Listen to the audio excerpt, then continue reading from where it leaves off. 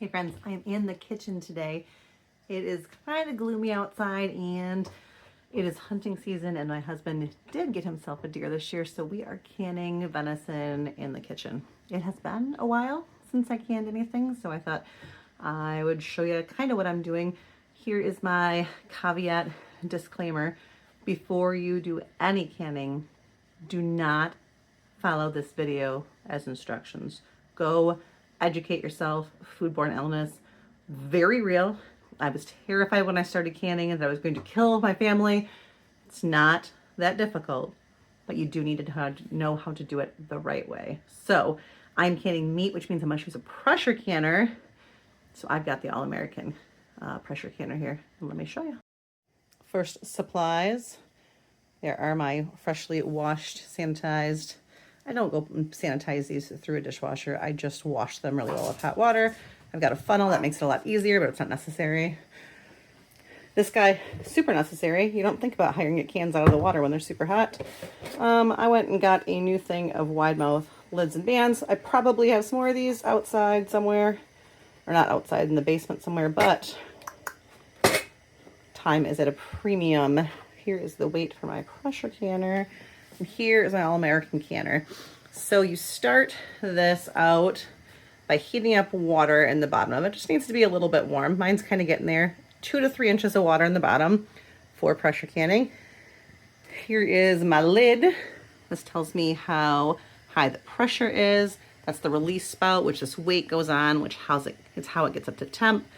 And here is my canning Bible, the Ball Blue Book of Guide to Preserving. All my times are in here. It's very well beaten up. You can also find a lot of information about these on websites like your local extension guide. So in Michigan, that's the MSU, Michigan State University Extension Office. Just Google it, and it will tell you what to do.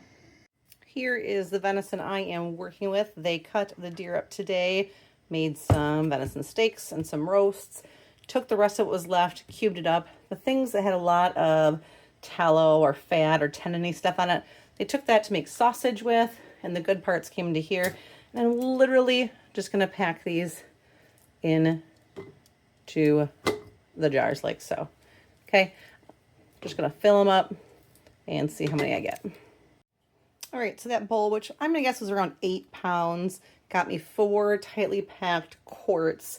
I've got 1 inch of headspace, which you can kind of see is about this line. They make little tools that you can measure it. And I'm not adding any liquid to this. I'm going to add a teaspoon of salt to each of these and a little bit of pepper, and that is it. I like to not add liquid, and when these cook, they kind of make their own juice. They cook in their own juice, and then how I use them is I go in the Instant Pot and I make rice. I take one of these cooked jars when they're sealed. I heat it up in a saucepan, take the meat out, put it on the rice, and then I use all this liquid and I make a gravy and pour it over top of the whole thing. Super easy dinner, super nutritious. Everybody in the house loves it. Here's my lids. I got 12. That means Brent needs to get at least 1 more deer, right? All right, we're getting closer. Salt and pepper in each of the jars. I went through and got a clean towel and wiped all of my rims. The biggest thing that can go wrong canning meat, because it's got a lot of fat, if that fat gets on the rim of your jars, it won't seal right. And then you've got an open seal, which will make it go bad and make it not safe. And this is a lot of effort for 4 cans to have some of them go bad. So clean that off. I'm going to take vinegar and put a little bit of vinegar on the edge of this, and I'm going to put a little bit of vinegar around the top of each, just in case there's a little daub of fat left over. It'll take that off and I will not have a sealing problem, hopefully. Okay, now I'm sealing the jars. And I'm gonna tell you this part because this was the weirdest part for me when I first started canning, is how to put these lids on. You put your lid on top first, and then you put these on, and the definition is finger tight. Who the heck knows what finger tight is? I'm gonna put it on until it stops moving and give it 1 nice jerk, and that's stop. I'm not gonna wrench on it. I'm gonna make sure I give it 1 good wrench to make sure it's on nice and solid. The same way I would close a jar of liquid in my fridge, right? If I was putting a jar of liquid back in my fridge and I wanted to put the lid on tight to make sure nothing spilled if it got knocked over, about that tight, but not so tight that I'd have trouble opening it again later. Does that help? Finger tight. Not a good definition ball canning, people. All right. And then into the bath they go. I actually have not used this canner, and I didn't do it at all this year or last year. So the inside had some mineral deposits on it. I had to scrub it all. Yes. That noise is good. That noise is not necessary. People think you have to hear that for them to work. It's fun, but it's not necessary. You just put your cans in the water so they do not touch each other. Or the edges. Beautiful. You guys look lovely. And then I'm going to put the top on. Whoop. And then these line up. See this little latch under here? She latches up, and then these go up and tighten, which I cannot do while filming. All right, I just get them all up there kind of loose, and then I go around, and I'm going to tighten both sides. So I'm going to tighten that one and this one at the same time. This one and this one, this one and this one, all at the same time. Get them nice and tight, and then I'm going to watch this pressure start to climb. What's going to happen is this steam pipe right here, I'm going to wait for a good, strong, hissing thing of steam to come out of here. I also had a lot of trouble when I first canned watching this. I'll show you what it looks like when we get there.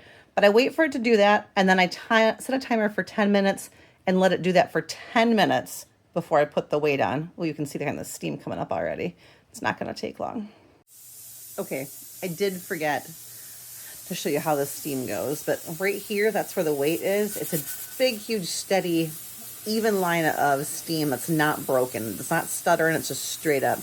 Now here's it cooking.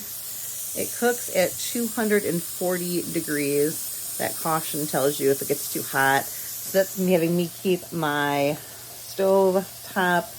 Mine goes up to 6. I got it about a 4. I did start it a little bit lower, and it wasn't quite up to 240, which is where I need it to be. So I bumped it up to that 4. And it does this for 90 minutes. So I got 10 more minutes left. And then all I'm going to do, and that's totally normal. See how it's kind of spitting and rattling like that? Totally good. That's what we want. 10 more minutes. Then I'm just going to turn the heat off, and I'm going to leave it sit here until that temp goes all the way down and all the pressure is gone and it's cool. And then I will undo these guys and take the top off, and I'll just set them here. Not on their head. Some people turn them upside down. That's not good. That doesn't tell you if you got a real seal. I want to leave them up, just upright. I'm going to do all 4 of them right here. I'm going to leave them sit for 24 hours, and then I take the rings off. All right, friends. I was up super late last night. It is now morning. Here's my jars. And these are our jars the next day. They look disgusting. I'm not going to lie. They look terrible. But that's exactly how they're supposed to look. That is good. You want them that way. Pretty much all you have to do is take your rings off. And I'm just making sure there's no give in this. And I'm just actually grabbing the edge and pulling it up, making sure that seal is good. Then I'm going to go ahead and use a marker and write the date and what's in them. I always think I'm going to remember, but then you can a lot of meats and you don't really remember. Then you have mystery meat dinner. It's not great. And I'm going to put those downstairs. All right, that's it. Go ahead, catch yourself some deer.